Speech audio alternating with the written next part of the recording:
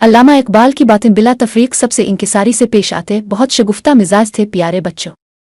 अल्लामा इकबाल हमारे कौमी शायर हैं, वो मुसलमानों का दर्द रखने वाले एक अजीम इंसान थे। वो बिला तफरीक सबसे इंकिसारी से पेश आते, बहुत शगुफ्ता मिजाज थे। माह नवंबर उनकी पैदाइश का महीना है। आइए आज आपको उनकी बातें सुनाते हैं। जनरल नादिर खान से अल्लामा इकबाल की पहली मुलाकात हुई तो आपको देखकर हैरत से कहने लगा कि आप इकबाल हैं। मैं तो समझता था कि दाढ़ी वाले बुजुर्ग होंगे। अल्लामा इकबाल ने बरजस्ता कहा, मैं तो अब से ज्यादा हैरान और मायूस हूँ। जर्नैल के लक़ब से मैं तो समझता था कि आप बड़े कवि हैकल देव कामत होंगे, लेकिन इतना दुबला पतला जिस्म जर्नैल के शाइनशाह नहीं मालूम होता। इसी तरह फ़कीर वहीद अल-दीन अल्लामा के बेतकल्लुफ़ दोस्तों में से थे। उनके एक अजीज को कुत्ते पालने का बहुत शौक था। एक मर्तबा फ़कीर साहिब अपने एक अजीज की मोटर में बैठकर अल्लामा इकबाल से मिलने आए। मोटर में उनका काता भी था। कुत्ते को मोटर में छोड़कर मेहमान अंदर अल्लामा के पास गए। कुछ देर बाद ही इकबाल की नन्ही बच्ची भागती हुई आई और कहने लगी, अब्बा जान मोटर में कुत्ते आए हैं। ये सुआन कर अल्लामा इकबाल ने मेहमानों की जानिब इशारा करते हुए कहा कि नहीं बेटा, ये तो आदमी हैं। प्यारे बच्चों, आपको मालूम है कि अल्लामा इकबाल का पसंदीदा मशगला किया था?